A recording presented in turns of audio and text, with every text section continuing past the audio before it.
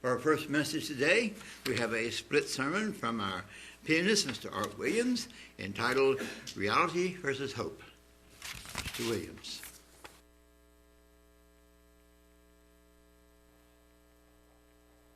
Thank you, Reggie. Good afternoon, everyone.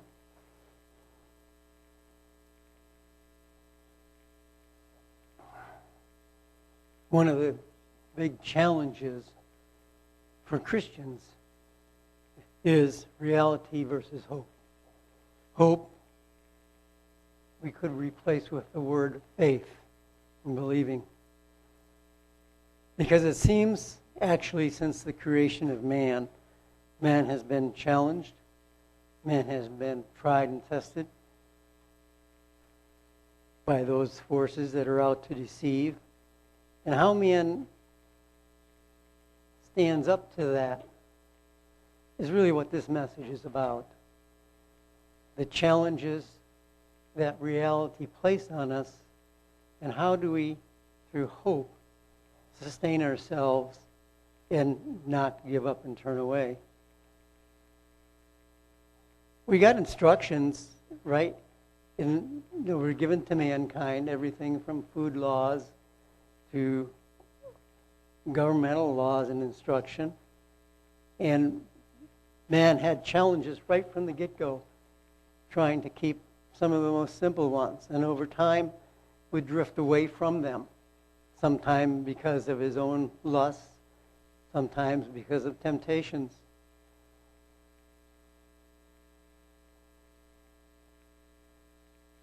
But it was really the greatest challenges and the most important challenges came later, when a young man, born of a woman, came on the scene, and he was able to astound and startle the older instructors of the area with his knowledge, his wisdom that he had as a child. Of course, I'm referring to Jesus.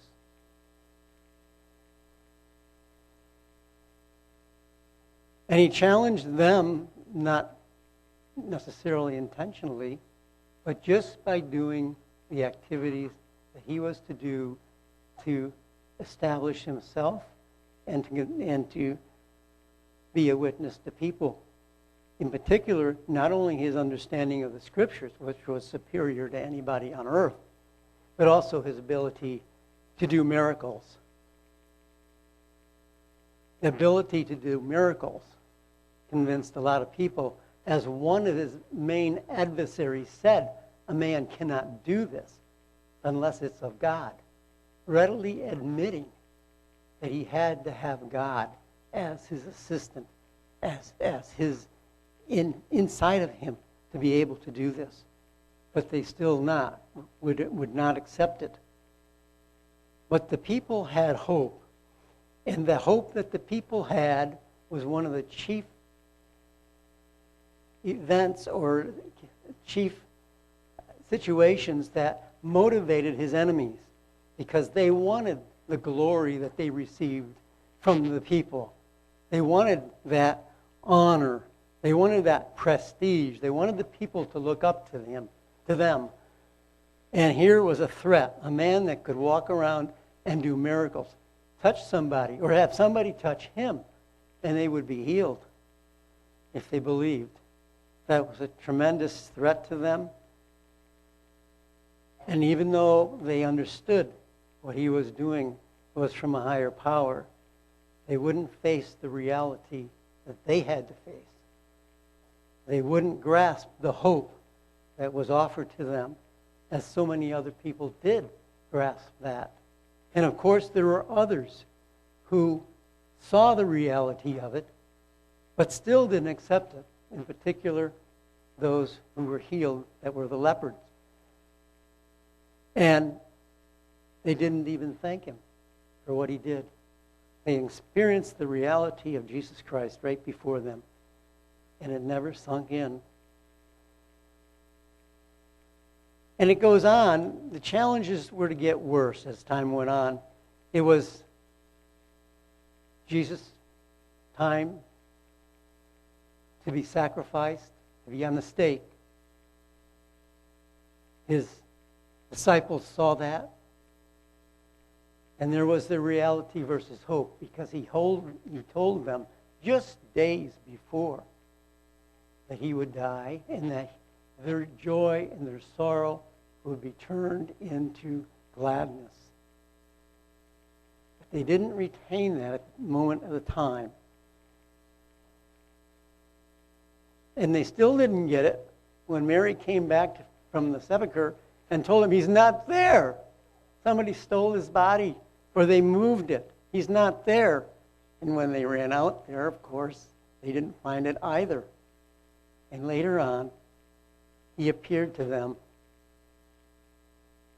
And even Thomas, doubting Thomas, still didn't want to believe until he actually put his whole hand in where the holes of the nails were at. Reality versus hope. What does it take to build your hope? What experiences? What education? What knowledge? Because things were to get worse. It was some 30 plus years later when the Roman government unleashed its persecution against Christians under the leadership of Nero in 64 AD, after Rome burned, and the Christians were blamed for it, even though it's generally thought today that Nero himself started the fire as an excuse to be able to come up with this persecution. And so they initiated it in Rome through mutilation, burning at the stake, and in the arena, turning people into wild animals.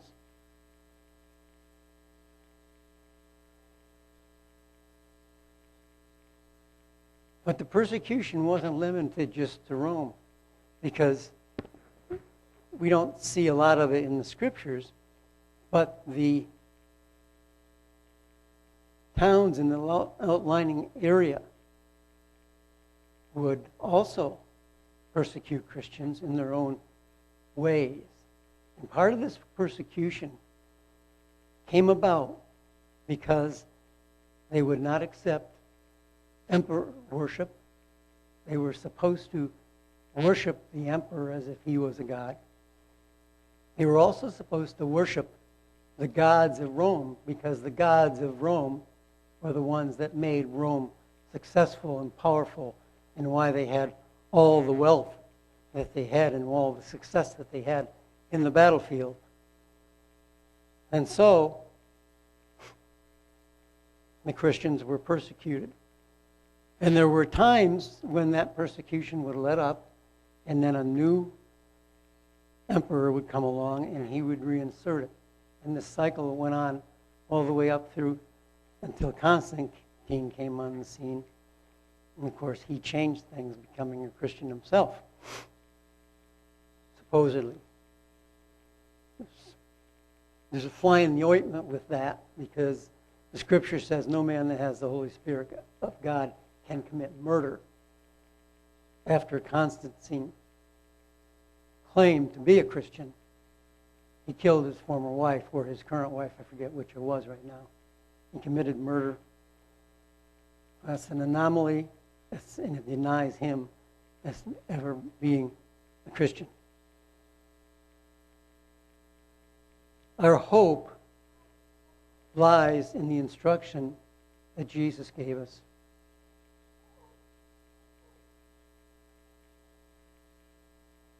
In the Gospels, in those that followed him in their books that they wrote, all of the New Testament literature or instructions, and we can connect that to the Old Testament, especially in the book of Proverbs, it talks about wisdom, in the book of Psalms. All of this goes to instruction. We're going to get into why and what is the purpose of instruction. because it's multifaceted. There isn't just one single sole purpose for instruction. It's multifaceted. And it comes into play throughout the entire life. Well, let's just say from the time that Jesus came on the scene until this is all going to be wrapped up.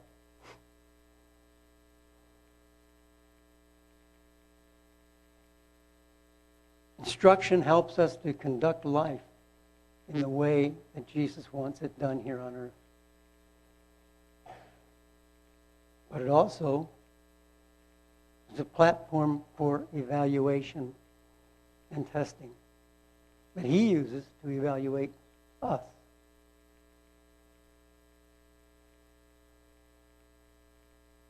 To what degree do we apply hope and faith in the light or in the confrontation of the reality of persecution? How do we handle it? How do we deal with it?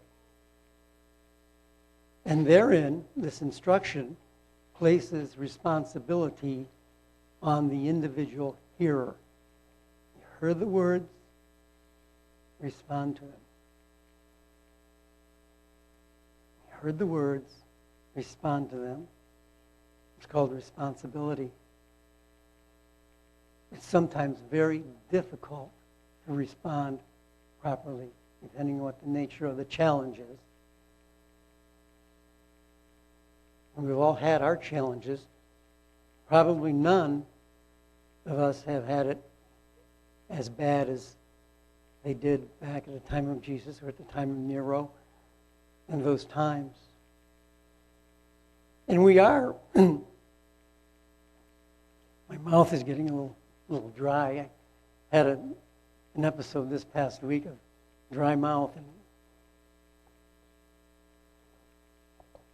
turned out I was low in sodium. Nobody gets low in sodium anymore, do they? You always have too much salt, right? Everybody has too much salt. I didn't have enough salt. That's what always happens with me. I'm never normal. I'm always the opposite side of the coin. It's my reality. It's my reality.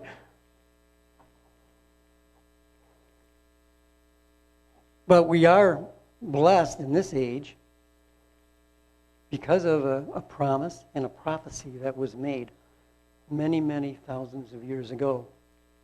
And we find it all the way back in Genesis 48, verses 10 through 16. 48, 10 through 16. I think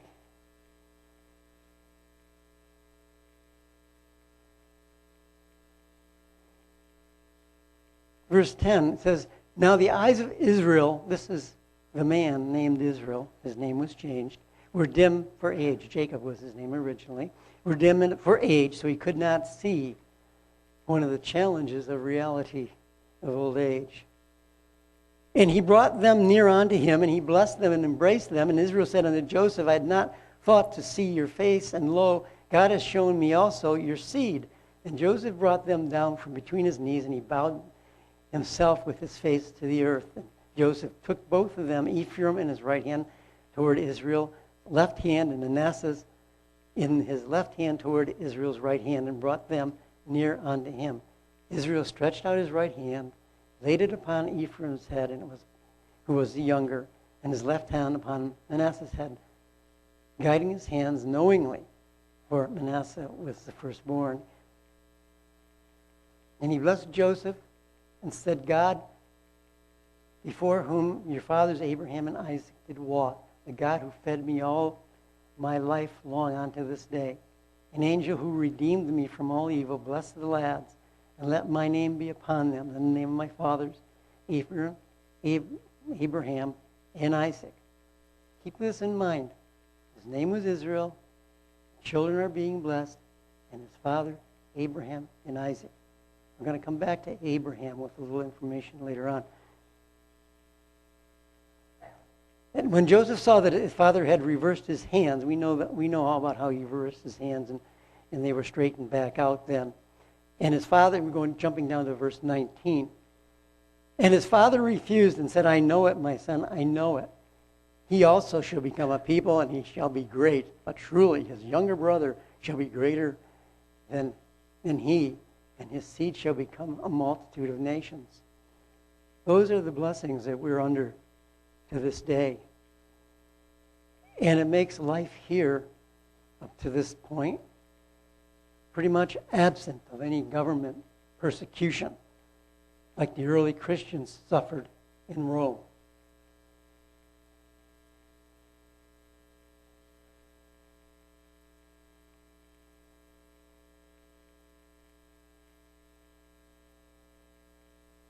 It doesn't always have to be that way, and it's not always going to be that way. There is a...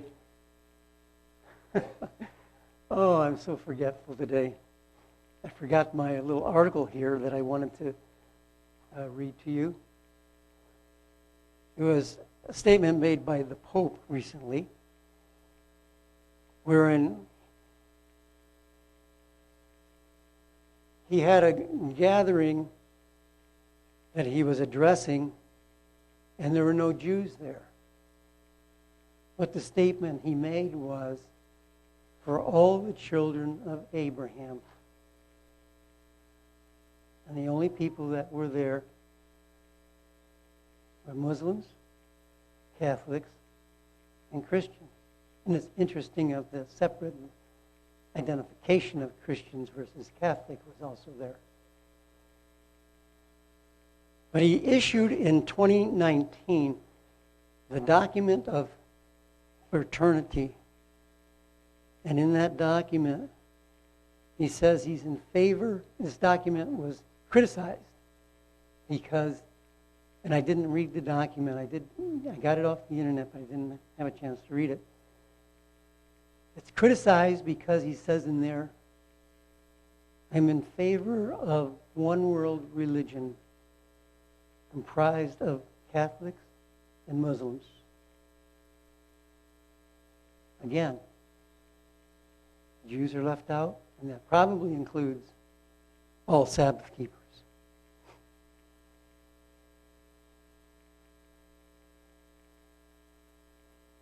There's an interesting article, and I gave you a handout because it gives a progression of what happens in the average, typical democracy. And this man, Andrew Tytler, had quite an insight on this. I'm going to read what he said, and then we're going to take a look at that handout that you have.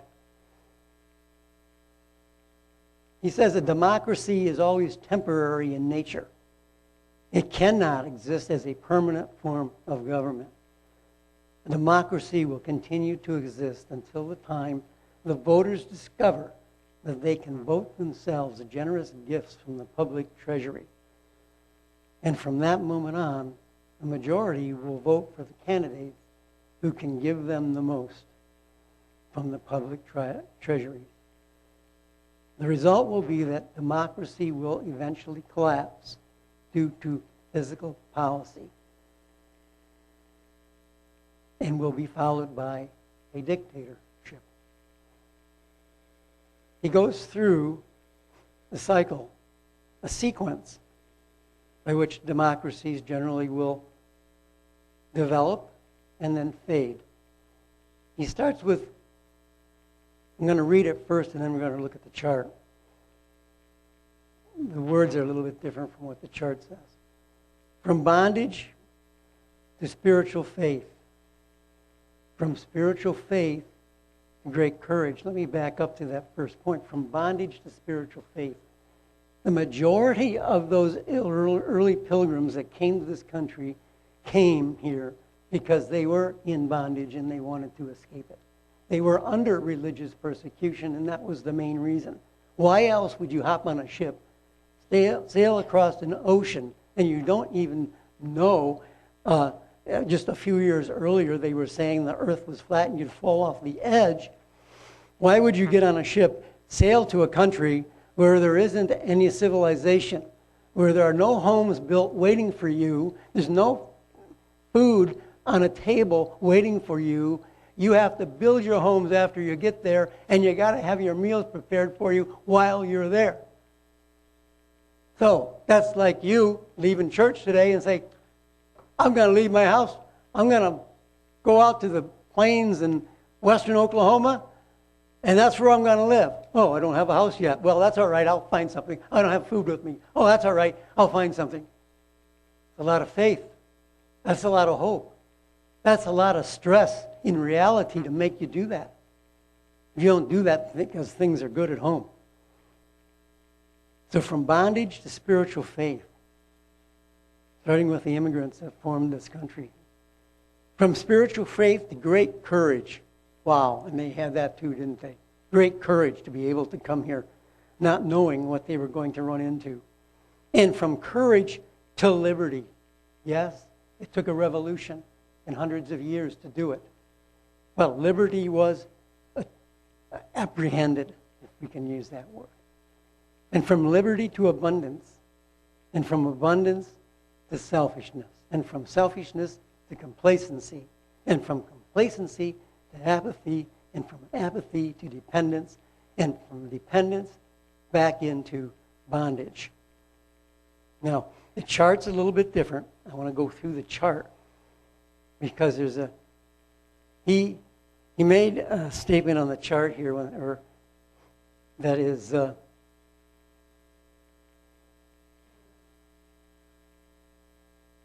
okay, where is it? No, maybe it's not on the chart. Okay.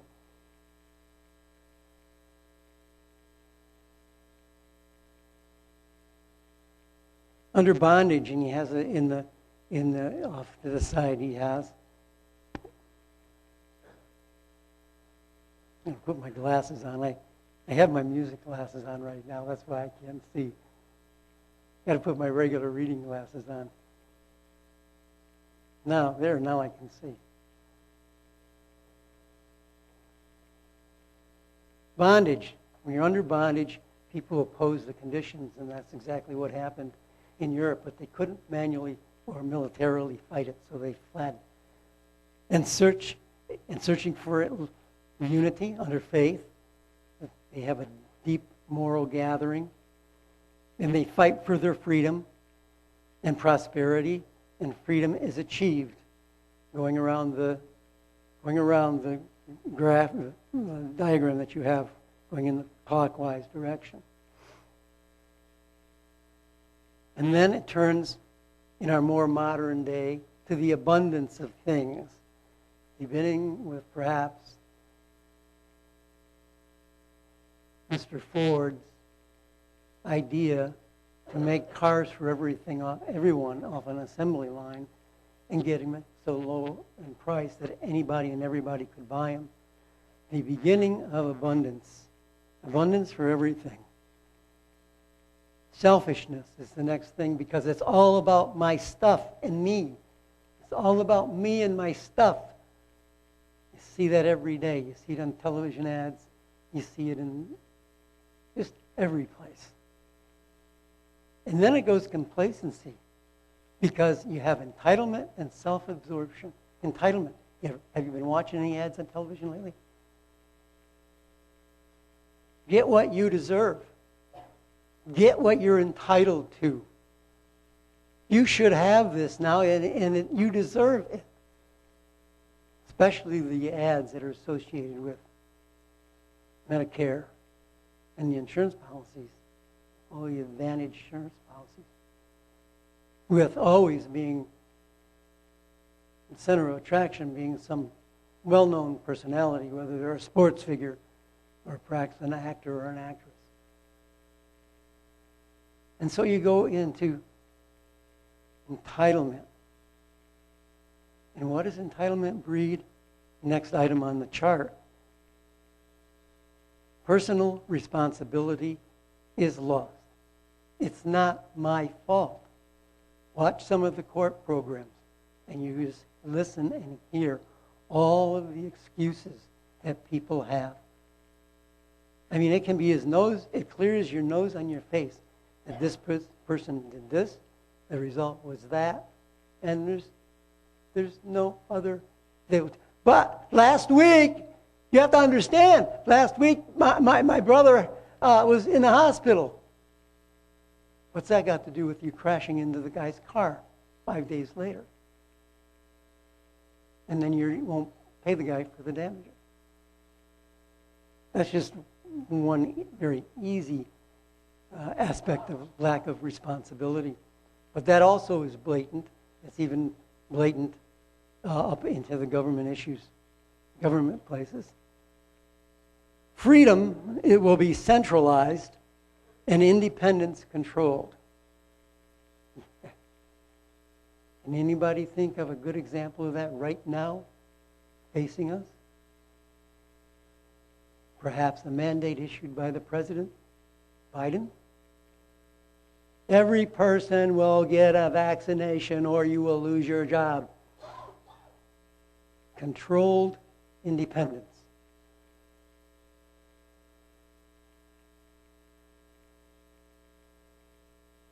One illustration of it. So from selfishness and abundance all the way up into apathy, we have the elements of all of them in our society today. The only question is, how much more saturated must it become before we get the point of no return? The government achieves complete control, dependency, and you're under a dictatorship. And somewhere in the article, he takes it one step further. Because after a dictatorship comes a monarchy. And I don't think he understood exactly what he was saying when he said that. Because after man-made dictatorship comes, there's going to be a monarchy established by a returning King of Kings. And you're going to be with him and help govern that. And that's where our hope really lasts and comes to fruition. Having hope in the face of the realities and challenges of this life is a big challenge.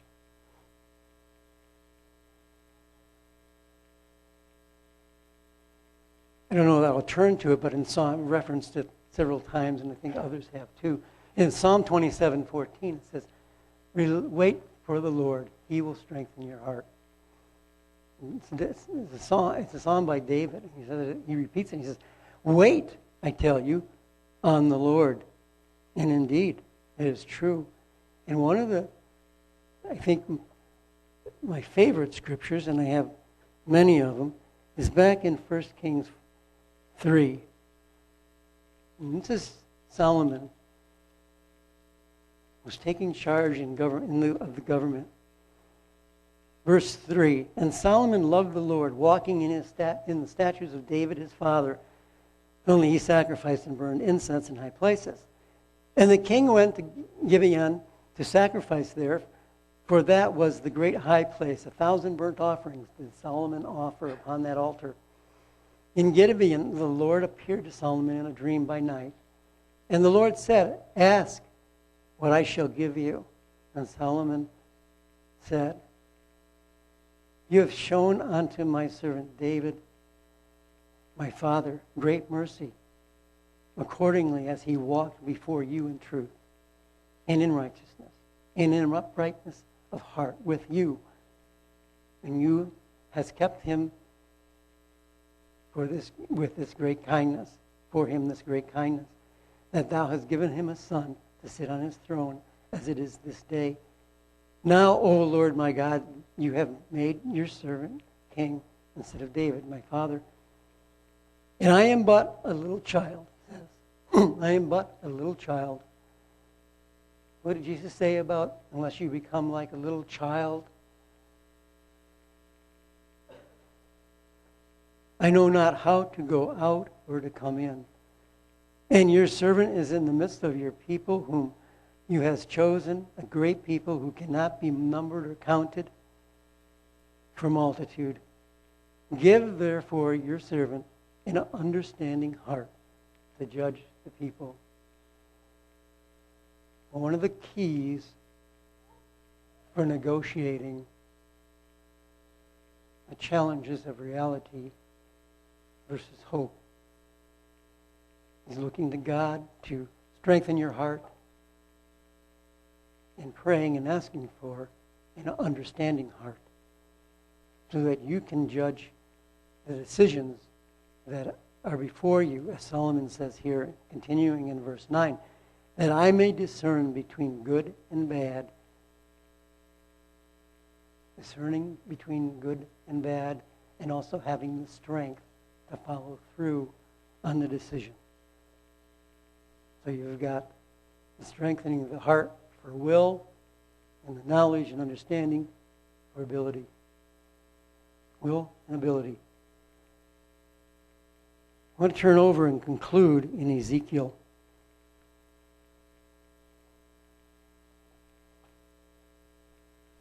Ezekiel 48, last chapter in the book, talking about a certain city, a great city that's going to be established at the end. And these are the egresses of the city on the north side, 4,500 measures. And the gates of the city shall be after the names of the tribes of Israel. You can go back into Revelation. You can see what the names are. 3 gates northward, 3 gates northward, 1 gate of Reuben, 1 of Judah, 1 of Levi on the east side. And it goes through all of those descriptions, and I'm going to hop on down to verse 35.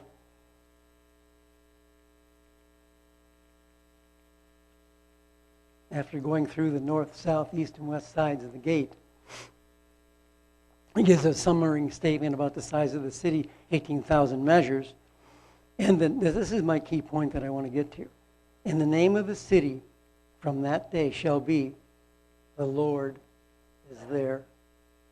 An unusual name, not something that we would name for a city, but it certainly is fitting, a fitting conclusion for the challenges between reality